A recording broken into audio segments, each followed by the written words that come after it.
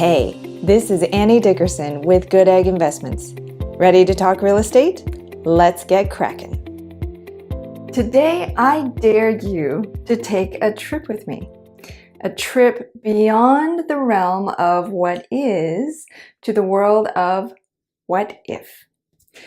Now, I know that some of you out there are living paycheck to paycheck, and most of you probably wish you had a few more zeros in your bank account. I know I sure do. Well, let's look at what that would look like. Let's imagine that you just came into some money. Maybe you won the lottery. Maybe you got a handsome inheritance, won a lawsuit, your choice. You now have $1 million that was just dropped into your bank account. By the end of this video, we'll have looked at 5 different ways that you could try to grow that $1 million over the next 5 years, and we'll see which is the most profitable. Now, before we dive in, 2 quick notes. First, I know we're talking about money, but I am not a financial advisor, so please do not take any of this as financial advice. Second, for the sake of simplicity, we're going to leave taxes out of this fictional journey because, let's face it, no one wants taxes to tarnish their beautiful rainbow imaginary scenarios, am I right? Yeah. Okay, so you've got $1 million. Let's say that instead of spending it, your goal is to grow that money over time. So maybe you can retire early.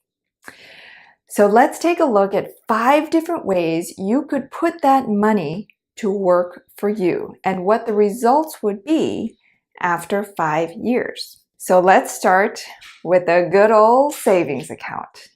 Surely that's the safest place for your money, right? At the time of this recording, the best savings account interest rate is sitting at 2.5%. So if you were to put that $1 million into a savings account with a 2.5% interest rate compounding monthly, you'd end up with about $1,133,000 after 5 years.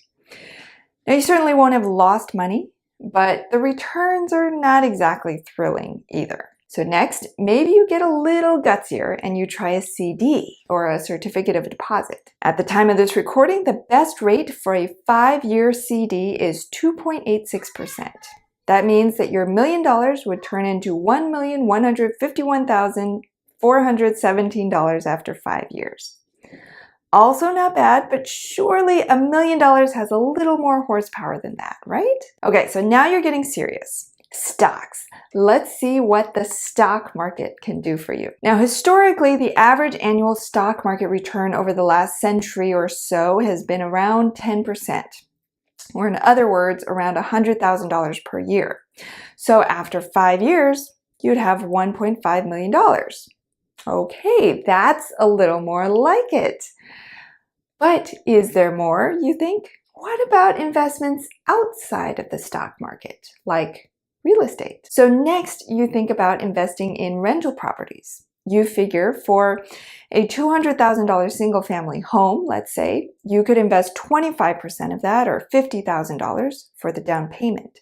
So for $1 million, you could invest in 20 $200,000 single-family homes. If each of those single-family homes provided $300 in cash flow per month, that would be $6,000 per month or $72,000 per year. After 5 years, you would have $1,360,000. Comparable to the stock market when you consider rent increases and tax breaks during that time, but nothing mind-blowing. Well, I do have one more option for you to consider, and that's investing passively in something called a real estate syndication. A real estate syndication is a group investment. So instead of you buying these individual rentals one at a time, you pool together your money with a group of other investors and buy something larger, like an apartment complex. Unlike investing in rental properties, you don't have to find individual properties that meet your price point. You can invest however much you want, above the minimum investment, which is typically $50,000. So let's say that you invest $100,000 in 10 different real estate syndications. Each syndication has an average annual return of 8%, or about $80,000 per year altogether. Nothing earth-shattering yet, I get it, but bear with me. When you consider the profits from the sale of these assets, that's where it gets really cool. Because you see, the way that these syndications work is that they typically buy an asset, do some work to improve that asset, and then sell the asset within a few years. So when you factor in the additional 50 to 60% you would get on the back end when those properties are sold, you could potentially double your money from $1 million to $2 million in 5 years. Now, that is something to write home about. So there you have it, 5 different ways to make $1 million go to work for you. From the savings accounts to CDs to stocks, rental properties, and real estate syndications. So I'd love to know, are you currently using any of these strategies to build wealth? Comment below and tell me which ones you currently use or which ones you plan to use.